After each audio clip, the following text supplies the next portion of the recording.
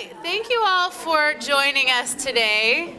My name is Elizabeth Doerr. I'm the Associate Director of SOURCE, and for those of you who don't know what SOURCE is, we're the Community Service and Service Learning Center for the JHU Health Professional Schools. And so we're here today to celebrate the Faculty Community Fellows Program. This is our second year of the Faculty Fellows Program and the first year of the Community Fellows Program. And so we're really excited to show you what they've done and show you what we're going to continue to do with the Fellows Program. I'm actually going to turn most of the program over to our fellows, but I'm going to give you just a little bit of an overview of what the Fellows Program is and kind of what has come out of it this year.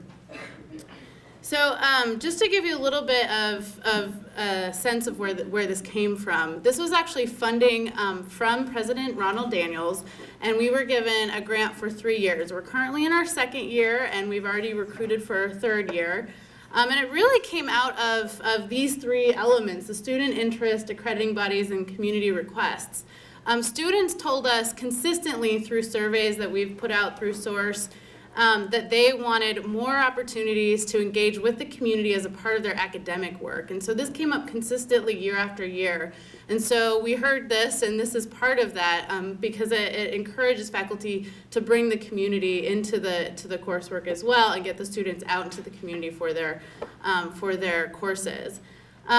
As far as accrediting bodies go, some of our accrediting bodies have been calling for more access to service learning or community engagement, and for the school public health, it actually requires a practicum component. And so this is a huge part of bringing that practicum component into the classroom as well.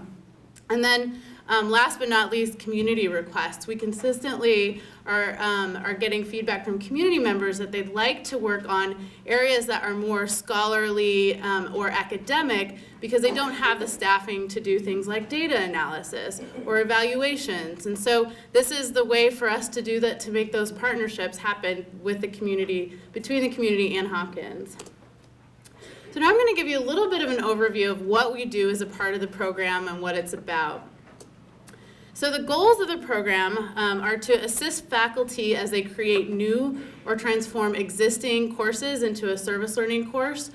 So for a lot of faculty, they may already have a course that they don't have a community component, so we help them bring in the service piece, but also to bring in the service learning pedagogy, and we'll talk a little bit about what that means in a bit.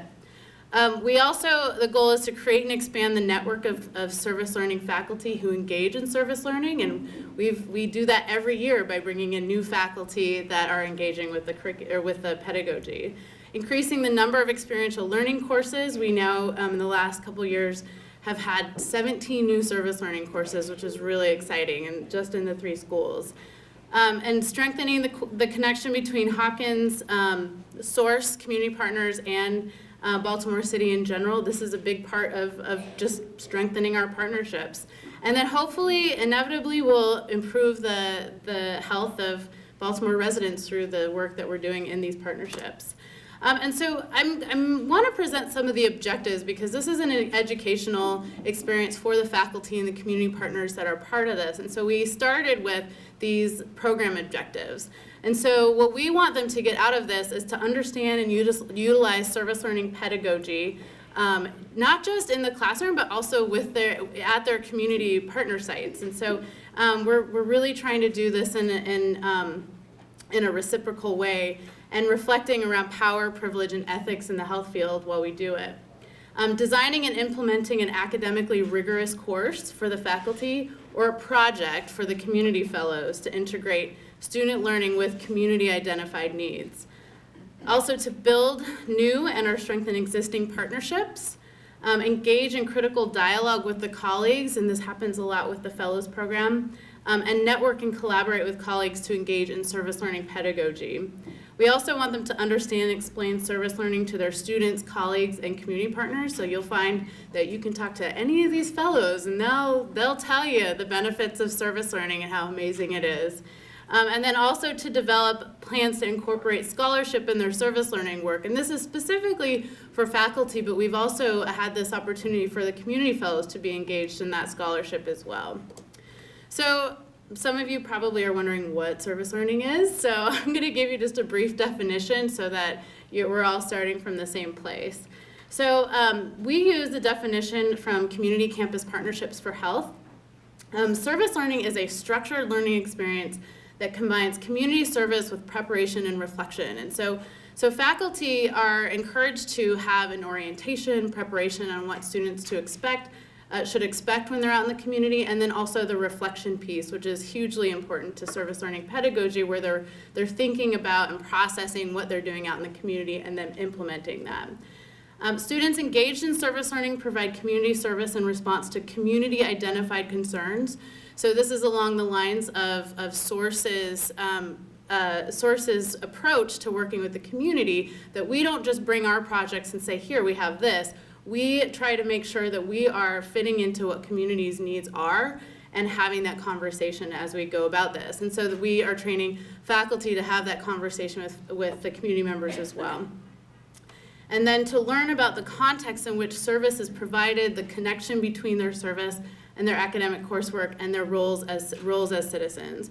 And so this really comes out through the reflection activities, is to get that macro level perspective of how does this fit into this context, but also bringing it to their selves, and not just their time at the community-based organization during the project, but how are they going to apply this in the future as health professionals, as citizens. And so we're really trying to make this applicable for the rest of their life.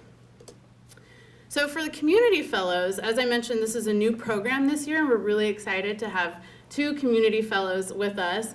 So the community fellows attend trainings alongside the faculty fellows. They learn about the service learning pedagogy, which has been incredible. It's been an incredible boost to the dialogues to have those perspectives as well, because we're not just saying we need to have, we need to be reciprocal. We have the community partners in the room giving us their perspective. They also engage in discussions around engaging with community-based organization preceptors, so the supervisors, in that pedagogy, so they can also be educators alongside the faculty members. And then participating in projects to help improve SOURCE's work with CBOs. And so Andy and Pam, who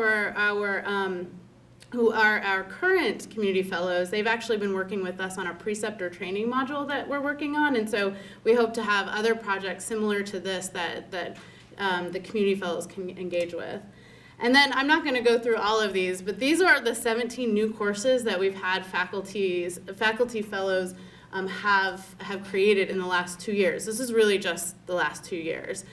Some of this has come out of faculty fellows, some of it has come out of partnerships.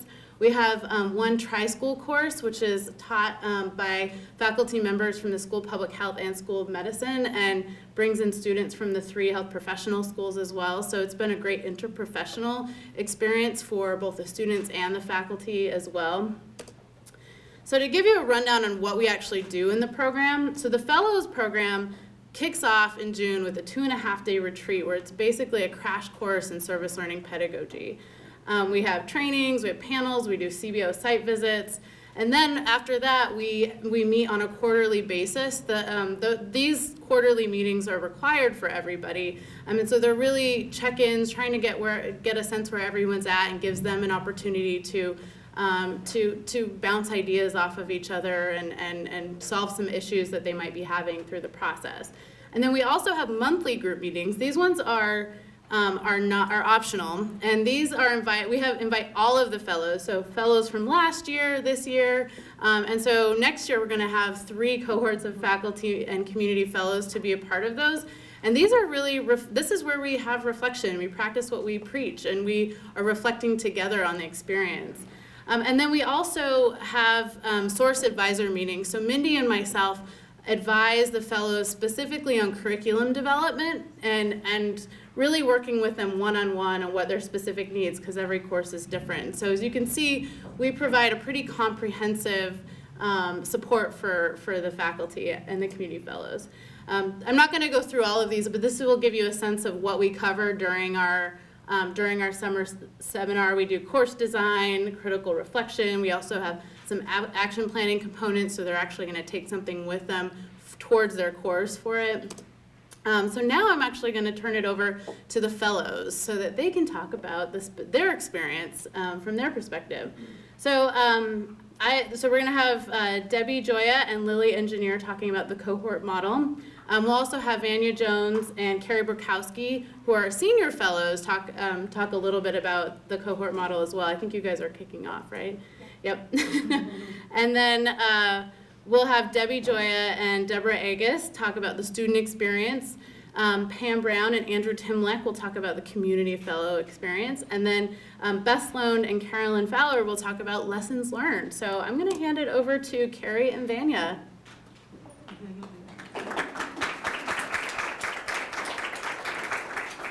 She meant senior as in we were in the first cohort. Anything else? That was it. Just thought I would clarify that. So we're going to talk a little bit of, a little bit about the cohort model, more from a perspective of having seen both cohorts come through. I want to start with this quote by Lori Edwards, who is in the Department of Health Policy and Management here at the school. Noteworthy is the opportunity to learn from other faculty leaders from other divisions and to collaborate on building service learning as an educational and pedagogical approach at Johns Hopkins. And I think I like this quote because it sort of brings together this idea that we're developing a web of experience and people and sort of a network, a catchment, if you will, of people who can provide a pedagogical approach to providing service learning to our students as well as to each other. My small experience of working with this is that when I first started, this idea of reflection was just something I didn't want to do, and I'm happy to have one of the students from my class sitting in the room to realize we spent a lot of time reflecting, and that was a deep enrichment process of working with the community here in Baltimore. And I think this approach of developing this web is the way we, as one step in becoming sort of better neighbors in the city of Baltimore. And so if we're going to work with CBOs, having a network of people that we can go to from this cohort approach. So I have Carey that I can go to, I have all the people from my cohort, but I also have the people who are coming up, as well as the CBO fellows who are going to be a part of this, helping us to build our web and our network. So I'm only supposed to speak for 2 minutes, and Indy's going to cut me off, and I'm going to use 10 seconds of my 2 minutes to thank my MPP students for coming. I feel like the policy students always represent, so I wanted to give them. You got one, I got a whole table. So I had to give credit where credit was due.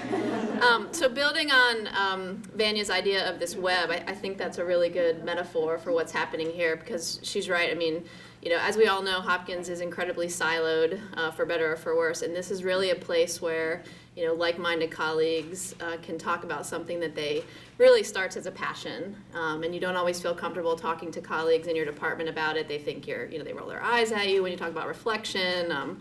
So it was really nice to have that. The other things that come out of this web or network are tangible, and Elizabeth sort of alluded to it, and I really like this quote. So FFP offers faculty something that is all too rare, the opportunity to step outside one academic silo and learn from, think with, and enjoy the company of other faculty members who share the values embedded in community service learning despite working in various different fields.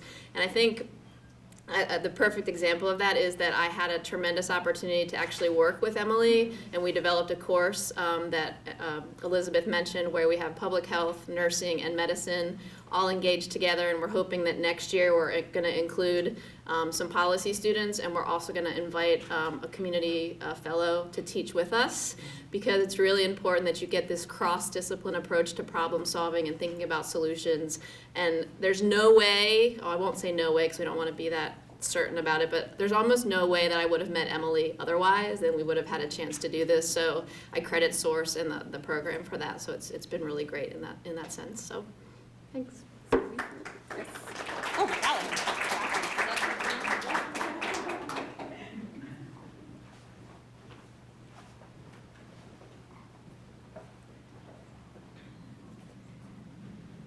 I'm Lilly, and this is Debbie, and I can't speak that fast, so I just speak, and when my time is up, I'll just walk. So we are from the second year. We are the second cohort. You can call us the junior or the most recent, or basically the second and the last, and now the third one will start this fall. And what And we'll build off of what Vanya and Carey said. We chose this diagram just because I want you to look at these loops or small webs.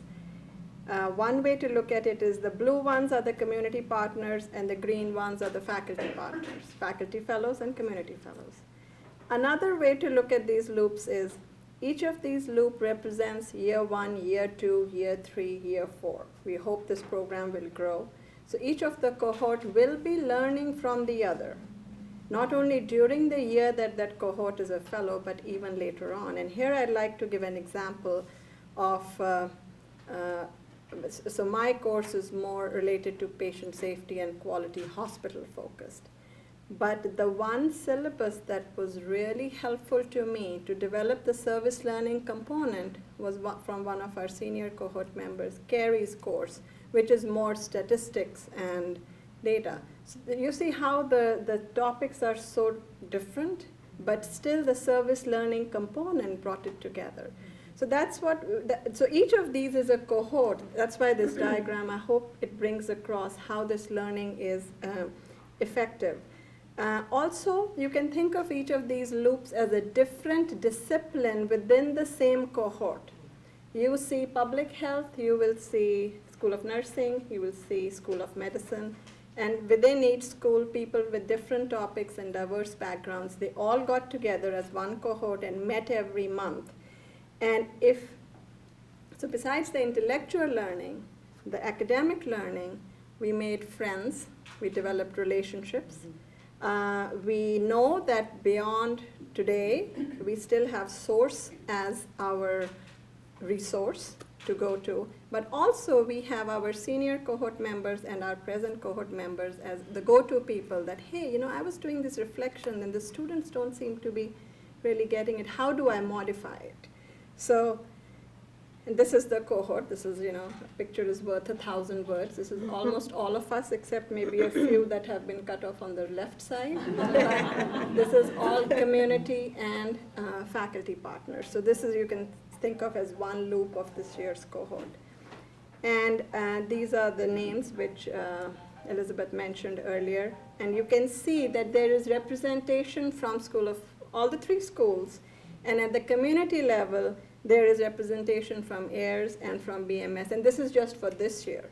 And of course, we have the senior young fellows also. So Carey and Vanya kind of were our go-to people besides Elizabeth and Mindy. So that's where the whole collaborative and cohort model, it's just so important. And the one thing I'll mention before Debbie comes is, you've heard about the meetings we had. So since last June, every month, till this month, we've had a meeting.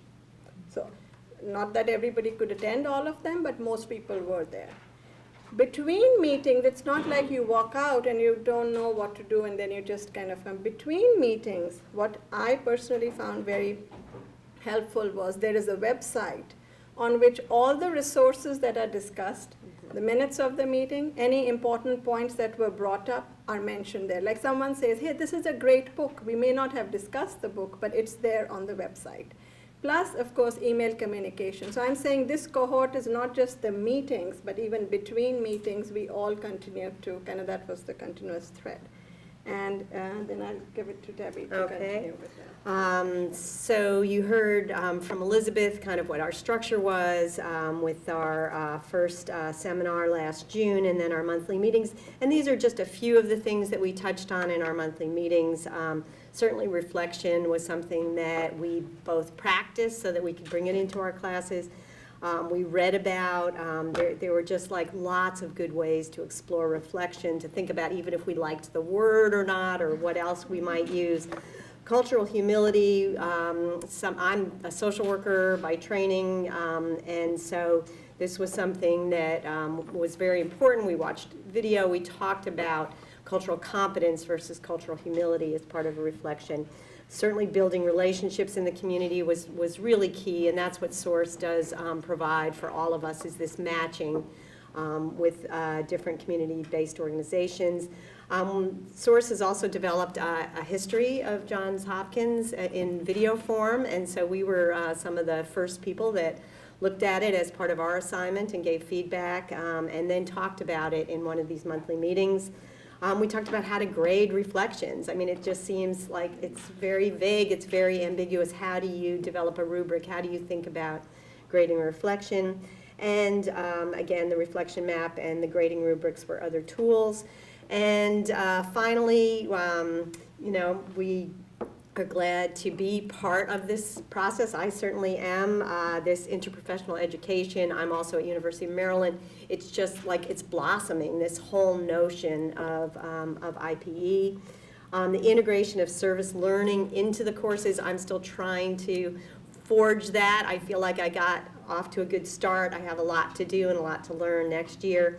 And then our collaborations, I loved the field trips. I love the field trips. And actually one of the field trip sites, which was Baltimore Medical Systems, became one of the sites for my course. So that was great. And yes, it's definitely a resource for us now and as we go into the future. So thanks. And I get to stay up here.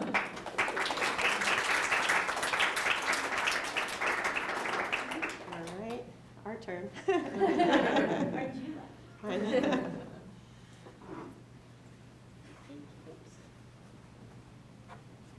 Actually, you forgot to mention the really good food every time. Oh, yeah, absolutely. As you can tell from the back, so we always were well treated and had great food, so it was very fun. Okay, am I supposed to move these slides? Mm-hmm. We don't do it here. Okay. So I'm Deborah Agus, and I'm both adjunct faculty in the School of Public Health, Department of Mental Health, and I'm the director of the Behavioral Health Leadership Institute, which is actually a nonprofit in the community. So I sort of play a liaison role between everybody.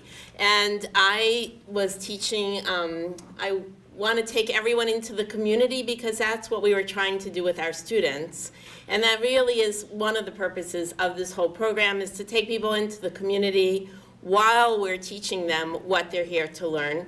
So they pull both together. And the course that I was teaching is called Gaps and Opportunities in Public Mental Health, a Systems Approach, which is a little strange. But the goal of the course is to help students learn to think about developing shared values in a system, shared values with the community, to develop an effective and efficient system of care by looking at governance, bringing in services, populations, financing, workforce development, and outcomes and development and evaluation research, bringing that all together into a cohesive system to effectively and efficiently serve vulnerable populations and to serve the people in their communities. So that's the goal, the overarching goal of the course, but the first piece of that, of course, is learning what the community is, learning who the population is that you're serving. What does it mean to be in the community? So you have to go into the community, and service learning allowed us to do that by pairing that community service with the academic approach, pulling that together, and that's why service-learning, as Mindy always told me, because the two need to come together, and the students need to have an experience that makes them love the community, love understanding who the community is, and yet be able to take their academic learning from this course and all of their other courses and pull those things together to create a really new and effective system of care. But in order to have projects, so I always forget to move this along, sorry. Yeah. Oh, yeah. I'm not good at PowerPoints. I never use them. Okay, so you need to have projects that are both organized and goal-oriented for students. Otherwise, they don't really have they want to know what they're doing, why they're doing it, and that they accomplish something at the end. And we have a very short time frame in our semester. So you need to be able to do that, plus they have to meet the community needs. Plus they have to be interesting and fun and allow a service learning approach and tie back to your program. And so that's our goal, and it's very simple, so it's really easy to come up with these projects. And so of course we did it perfectly, as I'm sure Mindy read in our evaluations. I'm sure they were all perfect. And these were our different projects that we had. So the first was the community education session, which was working with, so we worked basically with two sites, and that's what I forgot to mention. They were both grassroots recovery centers for people with recovering from substance use. Many of them are coming out of jails and prisons. Many of them have co-occurring medical diseases as well. They're all very poor and impoverished, and most of them are not comfortable with traditional systems of care at all, don't trust most of our public system or public mental health system, but are very comfortable in these recovery programs. And so we wanted to bring programs into there. A specific program that I'm working with now is buprenorphine induction for opioid addiction. And so instead of making them come to Hopkins or Bayview or somewhere else, we try to integrate that in the community, and those are the sites we have. So that's where the students were working primarily. And the first person did a community education. Trauma is a huge issue for our communities, and this particular student himself had suffered a significant trauma. So he wanted to teach about trauma and education and how to work with trauma. And so he did that. It was very hard for him to learn to link with this community, and he did it. It was very successful, very exciting. We had several people working on storytelling, both transcribing stories and also helping people learn to tell stories. So it was phenomenally popular, and he's still going, and he's going to turn that into his PhD topic. And then, of course, data, because you can't be at Hopkins not have data, working with data from the community that's messy, and then tutoring at a youth at Yo, which is for high-risk students who have dropped out of school. So I think they were pretty happy with the course, and they really did take back what I wanted to, which is that they were able to translate a lot of what they were learning in class, see it in the community, and bring it back, and realize there's a lot to do, and they can do that as public health students and make the community a great place to be. So thank you. And Debbie. Okay. Oops. Okay, so my course was a research course, ethnographic fieldwork, but I also am an adjunct, so we shared that in common. And for me, again, it was very nice to be part of a group and start to feel like I was more part of the School of Public Health and also part of Hopkins. But ethnographic fieldwork employs, certainly you go out into the community. Some of the teaching is around doing observations, so that was kind of perfect once we had our sites, and I'll show you the 2 sites in a second. Also, students would do individual interviews. This course really lent itself. It felt like a good fit to me for service learning. But there were tricky parts because I think the organization thought that we were going to volunteer more than our contribution was going to be the research report. I realized in all my other years of teaching this course here that I had never closed the loop. I had never had the students give back something from their observations and their interviews to the organization, and so that was really my reason for applying. You're also trying to get the insider's view of the organization, the culture, and so this also felt like it was a good fit because we were already going to be in the community. Our community partners were Esperanza Center on Broadway and Baltimore Medical Services in Highlandtown. So we met with, I met with some of the administrators before the course started, and then students all had mandatory orientations, which I accompanied, so that was another thing that I had never done before, to go with the student group and to hear what they were hearing from the community-based organizations. And here are some of our students doing their final reports. So not only did they assemble a report for their final project, but they also reported to each other on our final day. And one of our students is here, Yvette, so that's, you can feel free to say something, or someone might want to approach you about it. I just gleaned a few of the student reflections, and I did choose some strengths and challenges. These are things that the students wrote. I enjoyed the chance to actually work with an outside organization. I think the Esperanza Center was a nice option in that it showcased a population we don't often get to work with at Hopkins. One of the downside is that only one of the students spoke Spanish, and both organizations, in order to really reach the client level, so we left out the client level, unfortunately. The interviews were all with staff, and administrators, and so that would be something that would make it a better fit next time. And let's see, I'll pull out, you can read along. This second one, there was not enough time in preparation to get really involved with the organization. Ethnography is a long process. A 6-month ethnography would be short. An 8-week and really a 6-week ethnography was almost impossible. So it was really just that first brush, but everyone did observations, everyone did interviews, and was able to pull something together. We also had snowstorms, and we had some injuries and other things that happened. So also it forced me to really involve in qualitative data collection, which I hadn't before. So, and I have a different, I have medical students, public health students. So there's a range of kind of student knowledge and interest within the class too. So it was a lot to manage, but I really enjoyed it. So yeah, thanks. Great.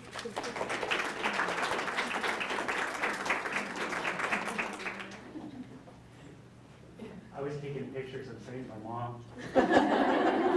And for the students here, by the way, that's kind of one of those, yes, you will actually get a job one day. Right? And faculty get to keep their jobs too, right?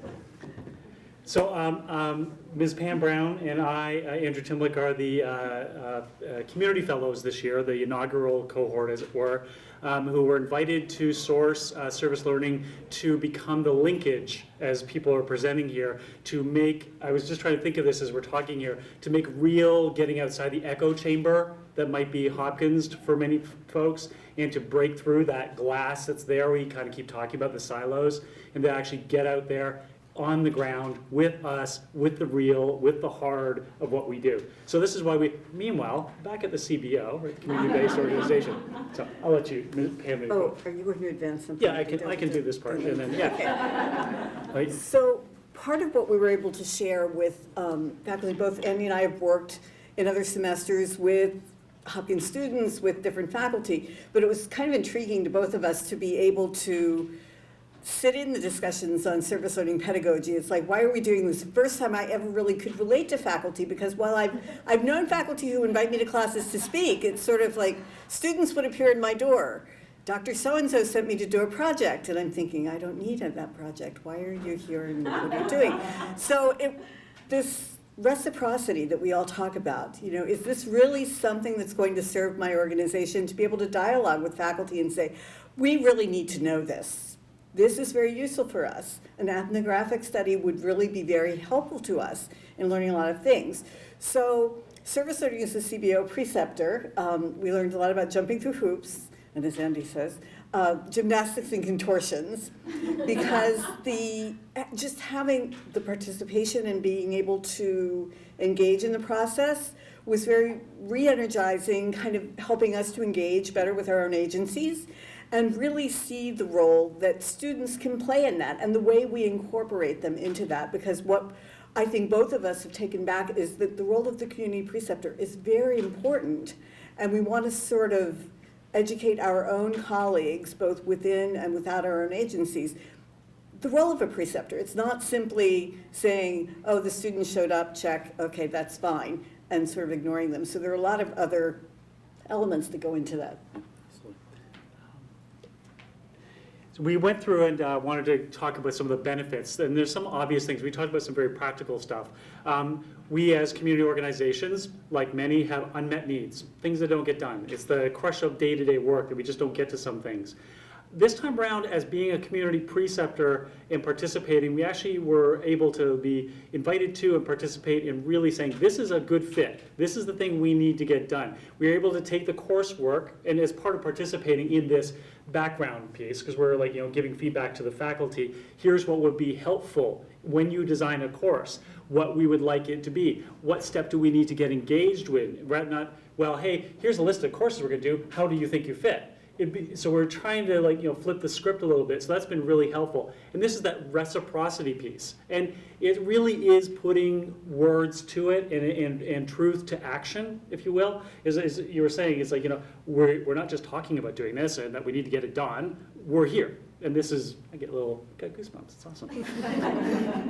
And that the benefit, of course, is that we have this direct impact, right, in educating students and sharing the real world of public health. I mean, Deb was saying, it's easy putting these courses together. It's easy when, like, 7 Mondays, right, of the year were gone in snowstorms. And we had to reschedule. I got one of the folks here who's in my cohort right now with the students. We had to keep rescheduling. That's the real work of work.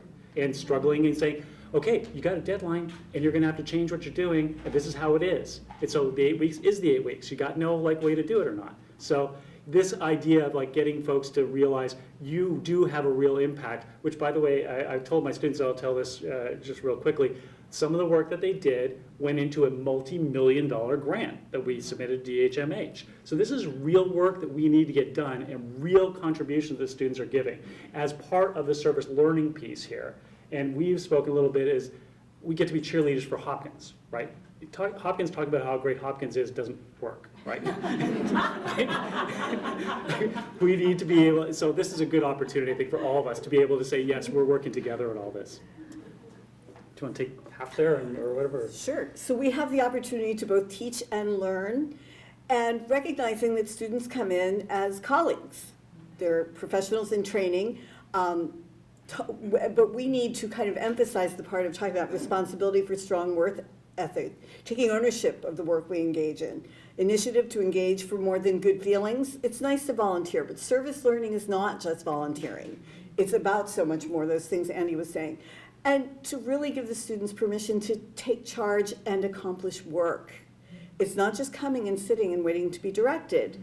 You're coming with a clear goal for a project, something that we help design, and we really want you to become fully engaged and do that. And that whole spirit of collegiality. It's not just that, well, okay, Andy, this is yours. Mind-numbing and soul-crushing hierarchies of work and task, which is our world. Welcome to it.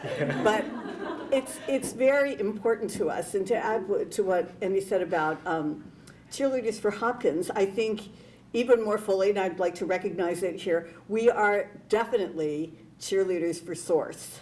Because I don't think there is any board or committee I participate on in the city and someone says, oh, I really need to find out. I said, have you called SOURCE?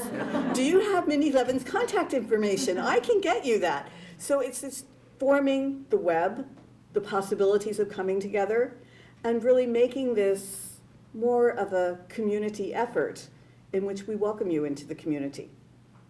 And to add, as we were talking about this, as we had originally designed this slide as talking about what we had the opportunity to teach students, right, the responsibility ownership initiative, and then we talked about, we reflected on it, I swear to God, right?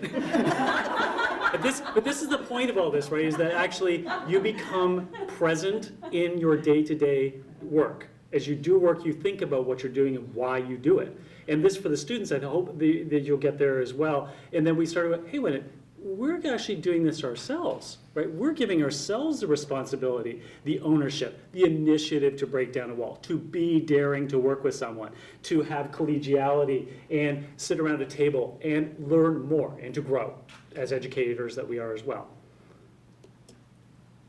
Surprises. Of which there were many, Yes.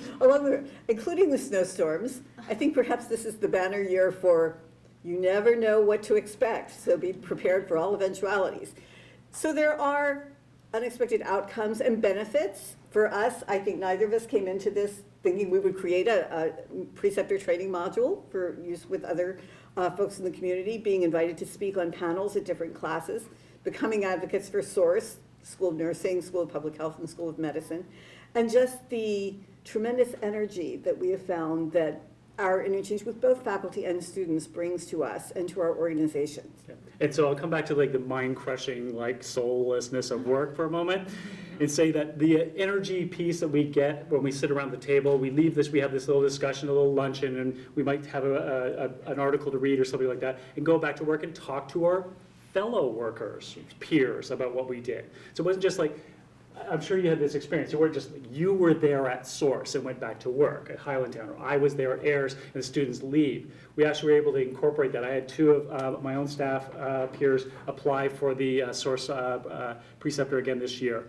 And coming out of it at the end then, as we're saying here, it's been much less about products, it's been much more about the relationship at all kinds of different levels. peer to student, student to student, faculty to faculty, community back outside again, the work that we do. So this is the bottom line, right? Is that, yeah, it really is, I think, a productive, engaging relationship, not just about stuff we make on paper. You say it so well. Okay, yeah, no. Thank you so much, everybody, for giving us all this stuff.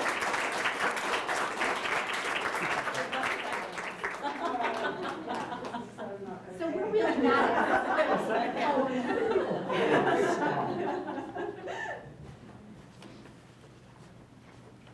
Good afternoon, I'm Beth Sloan, and this is Carolyn Fowler. Is this picking up? Yep. It doesn't sound. So great to see all your shining faces. I'm sorry to say that we are not probably going to be as entertaining as our last two people, but we will do our best. So Carol and I are going to talk about lessons learned. And I'll be focusing a bit more on the faculty lessons learned, and Carolyn's going to share a little bit about student lessons learned. In terms of faculty lessons, really we learned a lot, and I think you can already get a sense of what some of those things might be. The first thing is thanks to the service learning staff that has been fantastic. We learned a lot about the dimensions of service learning and what that is composed of. There's just so much published literature on service learning that was part of our initial retreat, and then we continue to access that information that's published in book chapters, etc., throughout the year in our various get-togethers. Our discussions about service learning included concepts presented that in the literature that really helped deepen our understanding and knowledge about service learning and how to enhance our students' learning in terms of the pedagogy of the courses that we did. And then secondly, in terms of the pedagogy, is that service learning really does lend itself well to adult learning, particularly Kolb's experiential learning cycle. Service learning is, by definition, experiential. So it was a wonderful fit. And also relevant are the other components of adult learning in terms of student involvement in the evaluation of their learning and their instruction, adults' interests in learning, things that have immediate relevance to their work and their lives, and then that it's problem-centered. And from hearing some of the prior speakers, you can see how this was very problem-centered and very involved with the students. In terms of key concepts that we learned, respect and reciprocity, I think that's somewhat been covered already. And this was between faculty and student, faculty and CBO leader, and CBO leader and student, and as well as the interplay between all the fellows. Secondly, the context is crucial. And the context of learning does drive learning. This is always true, but it is even more true in service learning.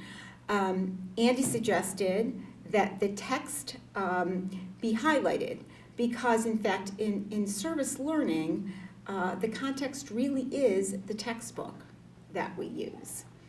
And then finally, the centrality of reflection, and I think we've heard a lot about that as well, and that was a big learning piece for all of us.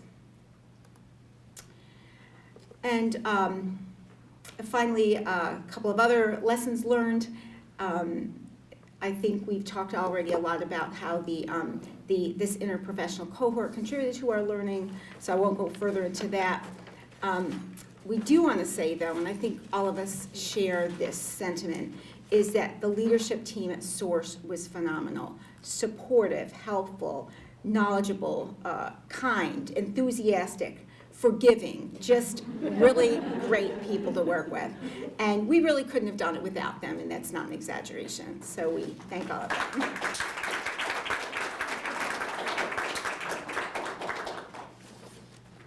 And then a bit about lessons learned in terms of the challenges. These have already been touched on by a few people, Deb and others. It is sometimes difficult to fit service learning courses into curriculum that's already set up. I can speak well for the School of Nursing since this is my affiliation.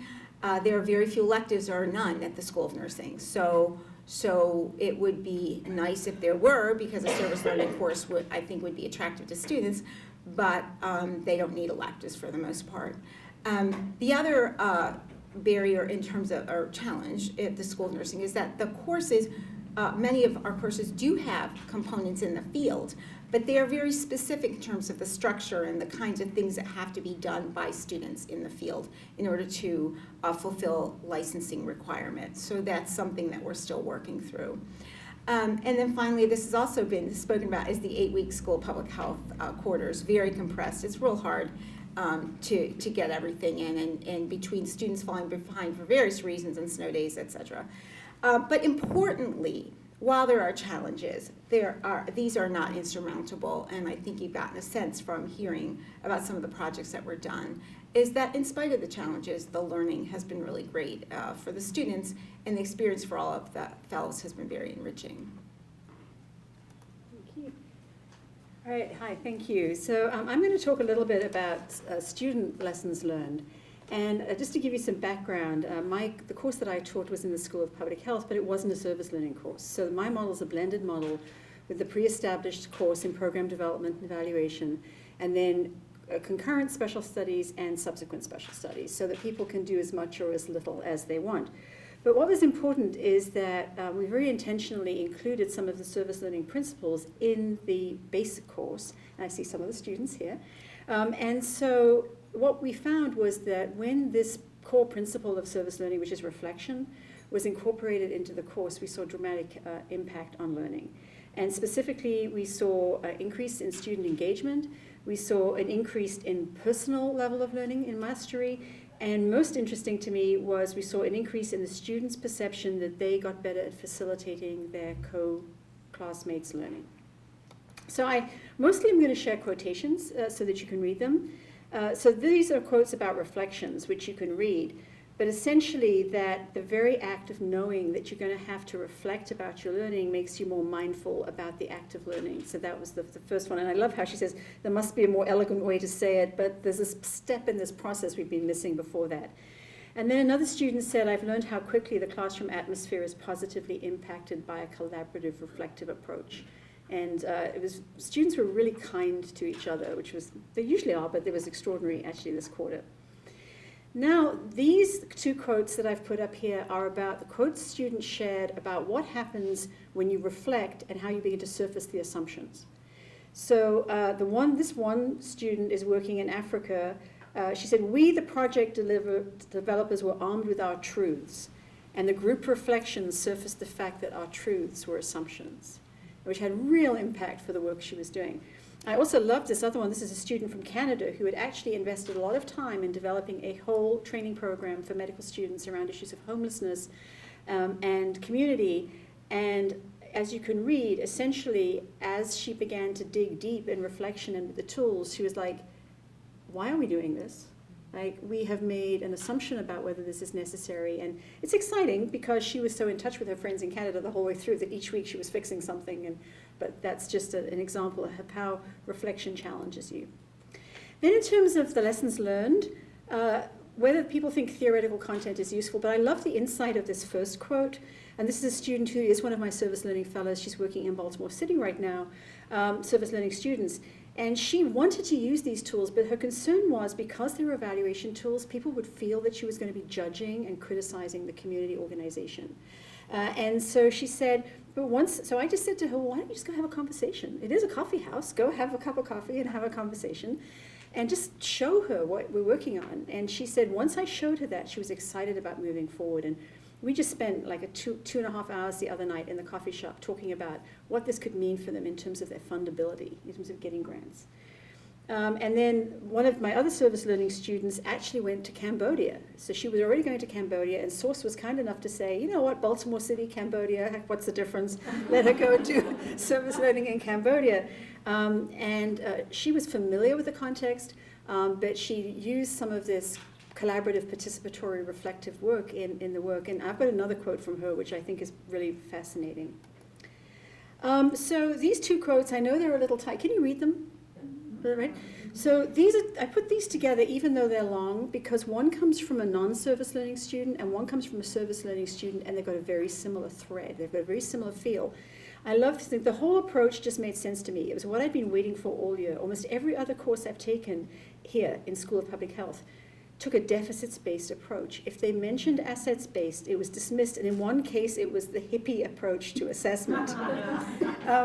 But she said, once we started asking different questions in class, and you just kept challenging us to look through the community assets lens, things clicked into place with me. And the day you made us lay out our assumptions in the whole brain exercise and then challenged us to think about what if that truth were 180 degrees different, that was the breakthrough moment in my thinking. So I think that's a really interesting quote. And then this is also from my student in Cambodia. And what she did was she worked on the service learning component, and then she said to the group she was working with and serving, what would happen if we hadn't done it this way? What would you have done? And so they showed her the tools they would have used and download. And this is my student's comment, which was just how patriarchal these tools are. About like, this is what's wrong with you in terms of how you don't know to plan. This is what you have to do. You don't have to ask questions.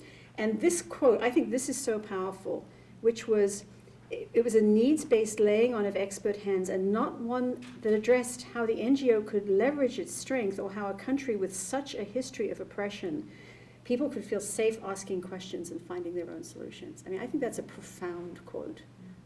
None of these words are mine, they're just my students. Okay? And so, but I think the real issue for me is that if you're going to do service learning work, you need to build trust. And that trust is not only with the service learning site, but it's got to be built in the classroom as well. Because some of these conversations are scary. People feel insecure, as some of you know. It's asking people to have different conversations and admit that they could possibly be wrong. And so civility has to be the norm in a service learning classroom. It absolutely can be no exceptions. And in fact, what I want to show you is my students this year, in the first session, we had a conversation about what the norms would be for our classroom. And they typed them up, and I signed it as well. But then Cassie came to class one day with it, and every student in the class signed on to the civility norms for the classroom and got them posted on the website. And I think this is I brought it if you want to look at it. Really, really pretty important for service learning.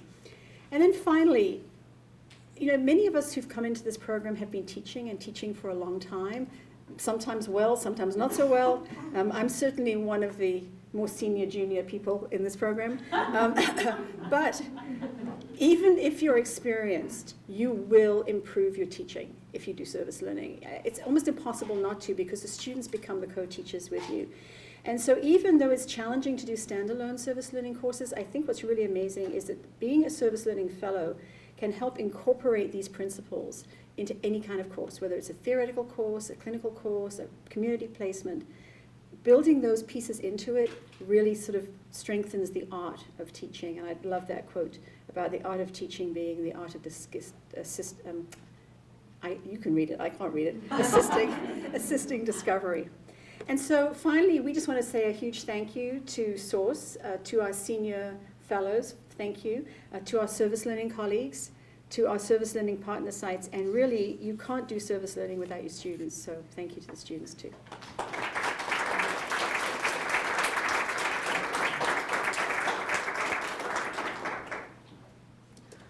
Okay, so I'm going to close up with some final thoughts, and I'm going to be very quick so that we can get to giving out our awards and going back to chatting with one another and eating.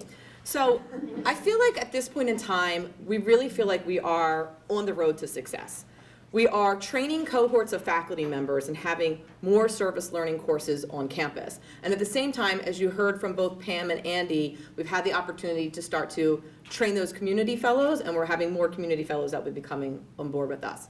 Now, we've mentioned both Vanya and Carey as being the senior fellows. It's not just because they were in the first year. It's because they have actually taken on a more responsibility with us in helping to train this cohort. And we're also working on a research agenda right now. We have some publications in the work. We have to do that due diligence and continue with the scholarship. One of the great things that we've also been working on is to evaluate these service learning courses. We have now developed a standardized service learning evaluation for all of our service learning courses, so we're comparing apples to apples. And we have the students' evaluations as well as evaluations for our community partners.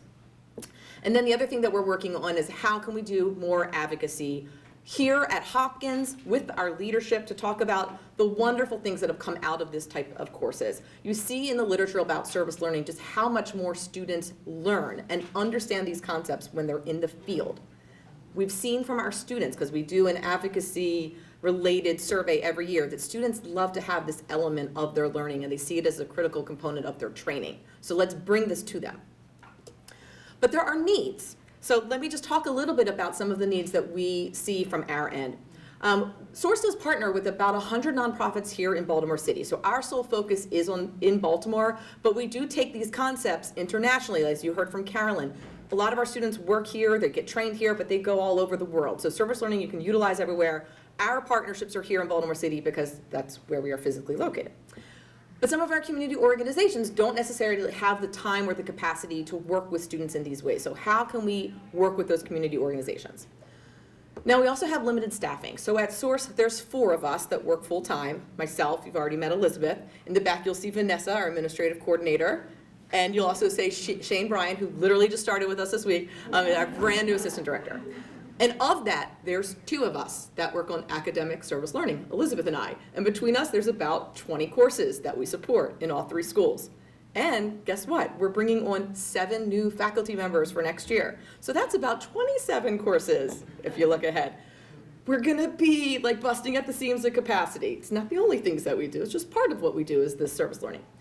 There's also managing logistics. So we always work in advance with our community partners to talk about what it's gonna take to work with our students. So it's not just about the relationships, it takes a lot of time to set this up. So, you know, we can be very bright individuals to set this up between our community, our faculty, and our SOURCE staff, but we need more time in the day. The other thing that we've talked about amongst the faculty members is that in the School of Public Health, they can get TAs, they can get teaching assistants. The med school was like, what's a TA? I've never heard of it. I'm so jealous, don't talk to me about that. So we actually now have a training, it's an online training that we offer for TAs that are gonna be service learning TAs that we offer. But nursing and medicine, we wanna give them the opportunity to have a teaching assistant to help with all this. We also need to figure out other incentives for faculty members, how this builds into the promotion and tenure process. We see other universities similar to Hopkins that have already brought in ways of recognizing this type of scholarship as well. And same thing, we need to incentivize our community partners. What can we do to make them want to work with us in this kind of scholarly way? The service learning faculty and community fellows, we give a little incentive. Each of our fellows receives a $2,000 award. Doesn't buy their time, but it gives them a little extra something for making this commitment and working with students, because we recognize it does take extra time to be working in this manner. So we do have a call to action at this point in time. We need to do some fundraising in terms of growing the infrastructure needs that we have. If we want to continue to have more service learning courses, we need to grow SOURCE. We're talking about the fact that we're live in a capital campaign right now, and there's a lot of emphasis from the President's office saying, we want to work more with community, we want to be better community partners. Well, let's tell you what this little shop can do if we have more funding. As I mentioned, we want to grow the body of literature surrounding service learning. So we want to take the faculty members and the community members that have been working in service learning and continue to have opportunities where we can publish, because that's what they're basically judged on. We need to share the impact of our work widely. So I'm talking about that in terms of publications, but I'm also talking about that across Hopkins, across the community. Let's highlight all the wonderful things that have come out of these partnerships and encourage others to do the same thing. I've already talked about recognizing and rewarding. This is part of what we're doing today. Momentarily, I'll give out some awards, which will be, you know, a nice little sign of appreciation and recognition. Again, for those of you here at Hopkins that understand that President Daniels now has this 10 by 20 plan, and one of those in the 10 by 20, number 7, specifically talks about working with community, and we do specifically say Baltimore. Hopkins hasn't always said Baltimore. We've talked more internationally, great reputation. Let's talk about where we live, our own backyard. This is what our students have come and said. They love Hopkins. They look around our own backyard and say, why aren't we doing more? So we need to have more service learning so that way we can all be a part of this process to understand the needs of our community partners, which they identify because they know their communities better than we can. And then let's come together and work together. We've also mentioned throughout this, there's strategic planning happening in the schools. The schools all have to go through the accreditation process and put together their self-studies and move forward. And we see times service learning is mentioned, and you'll see SOURCE in some of those reports. But how can we build that to continue to grow what we've started here? So that's the call to action that I say to all of you in the audience, and for all of our fellows in the room, as well as several future fellows in the room. This is something that we need to continue to work on together. And once a fellow, always a fellow. We'll always be stalking you, moving forward to help us be those advocates.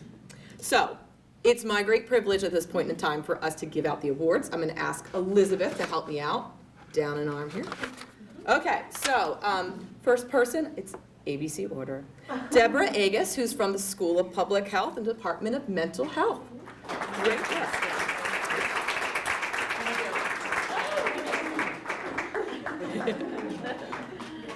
We're doing the obligatory photos, but Deb, I'm going to have you stand up here because we're going to do a group photo once we get everybody. Next up is Lilly Engineer. She's both from the School of Medicine, Anesthesiology and Critical Care, and the School of Public Health, Health Policy and Management.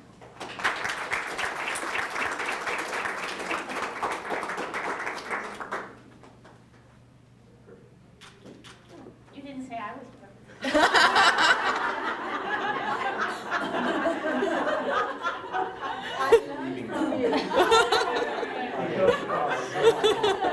Okay, moving right along. Carolyn Fowler is both School of Nursing, Community Public Health, and School of Public Health, Health Policy and Management.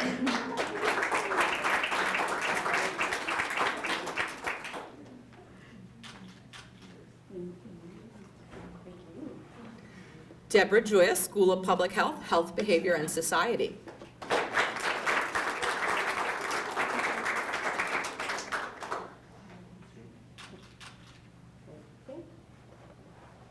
That's Sloan from the School of Nursing, Acute and Chronic Care.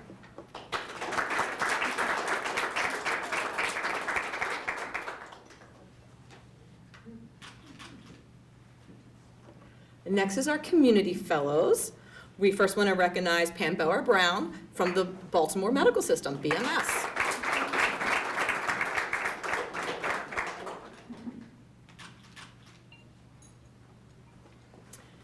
And my friend Andy Timlick from Ayers/Empire Homes of Maryland.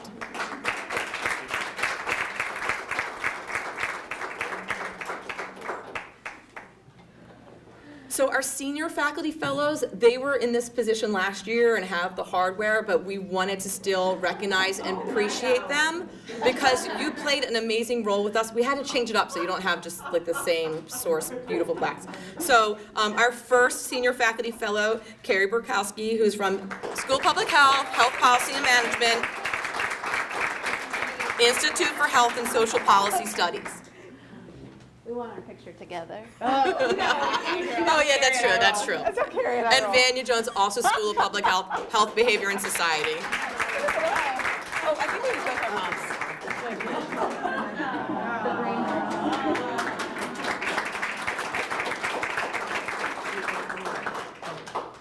And I'm going to make you guys stay here because to complete our SOURCE team of the leadership team that was mentioned, we also have our Service Learning Fellows Program Assistant, Deborah Goldberg. She's School of Public Health. She's a Master's of Public Policy student, concentrating on education policy and nonprofit management. And she is our second student that we've had in this role. And one of the wonderful successes that has come out of this role is that they each end up getting married soon after. So, Those of you hanging around who are interested, just work for SOURCE.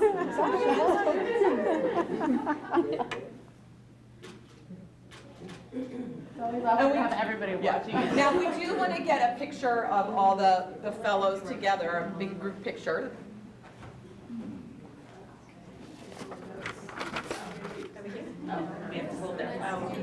Come in the middle. We're going to do it kind of right here.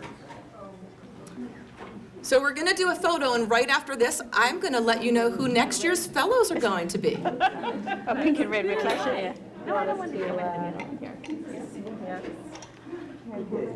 Have fun. But he's the only man who should know.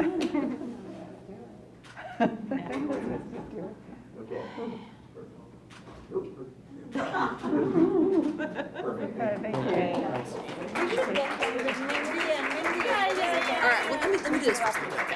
Okay, so we've got the photographer, we'll grab them, but what I wanted to do is make sure that we share with you some really exciting news, and that's that we've recently completed the competitive selection process for next year's group of fellows. So for faculty fellows, from the School of Public Health, Melissa Davy Rothwell, Janice Evans, Shannon Frateroli, Noreen Hawk, Joan Cubb, Jennifer Stewart, and Lisa Townsend. A couple of you are in the room. I see Joan here. I see Jen. If you guys want to stand up for us. We're very excited to work with you all. We will also have 4 community fellows. And we have many more applicants. It's tough, but we're going over our limit, but we want you. So Gaina Varlow-Kemper, Nancy Blackwell, Rebecca Lynn, and Larry Shugam. Both Gaina and Nancy are here, if you could stand for us. 2 of next year's community fellows. And back at it again. They get more senior. Carey and Vanya will be working with us yet again. So at this point in time, what we're going to do, we're casual, there's plenty of food in the back, but didn't know if anybody had any questions that they wanted to show. We have a couple little things for our SOURCE folks, and it's not ice cream. Thank you.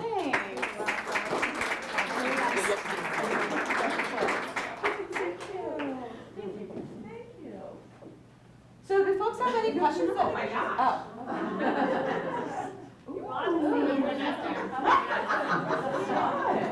Let's do the same. Now you guys can own the glitter.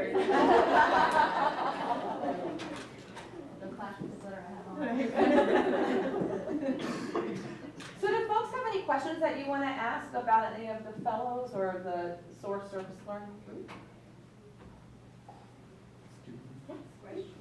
Make me proud. I have 2 questions actually. First would be, you mentioned your funding.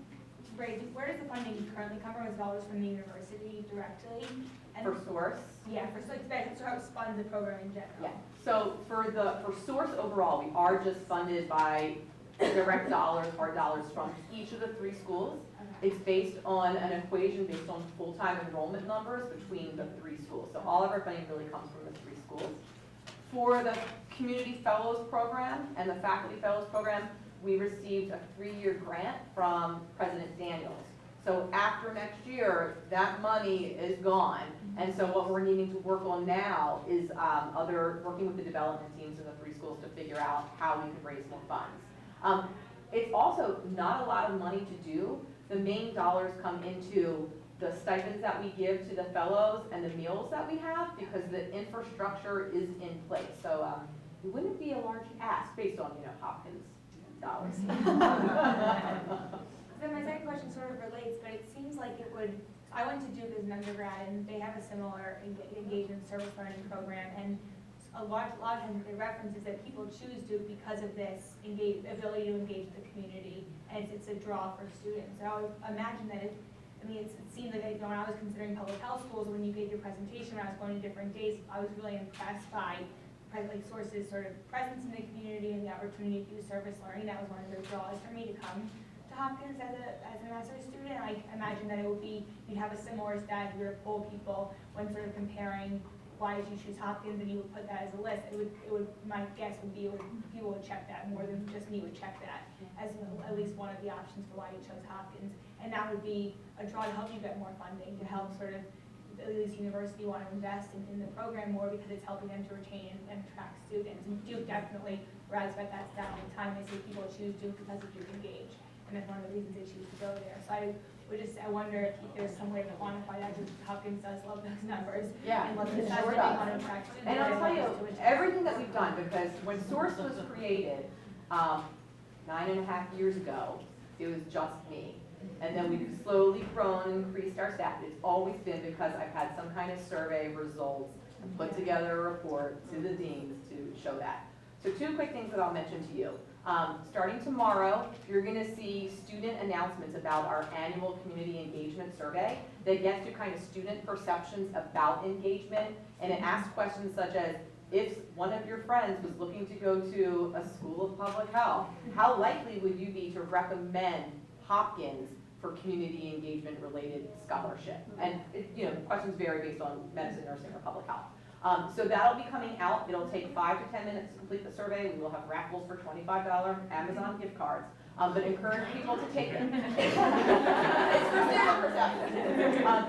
The other thing that I mentioned, next year at this time, we'll be putting together our 10-year celebration of SOURCE being a tri-school entity. And one of the things that we're hoping to do with the development offices of the 3 schools is to highlight SOURCE and give people the opportunity to specifically earmark money to SOURCE.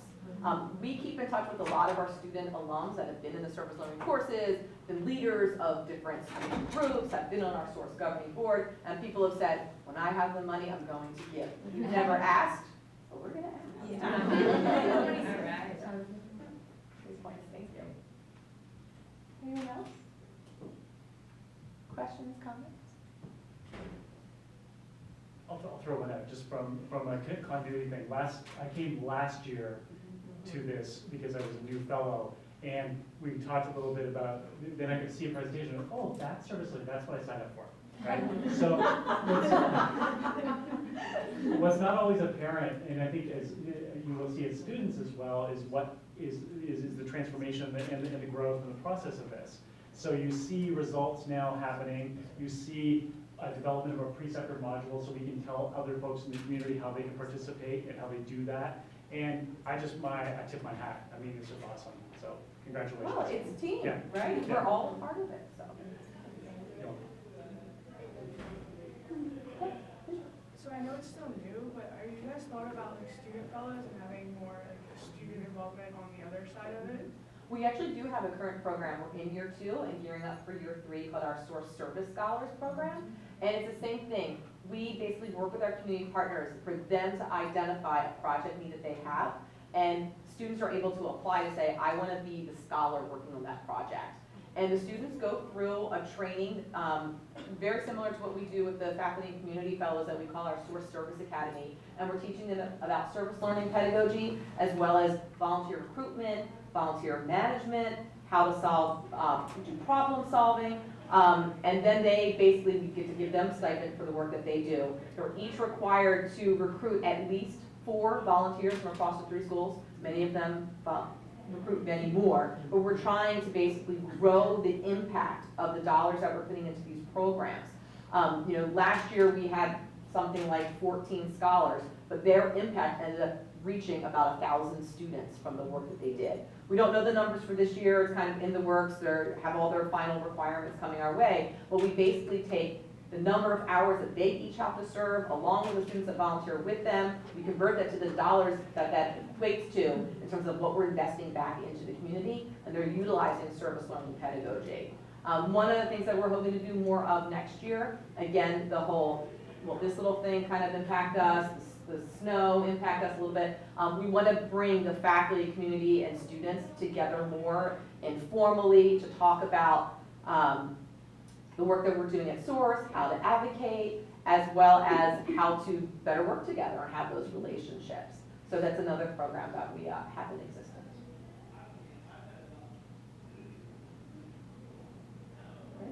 Well, with that, I'll close up the formal part of the program. We'll stick around and ask questions and all that kind of stuff, but please eat more food. We have plenty of it. And once again, congratulations to all of our fellows this year and next year.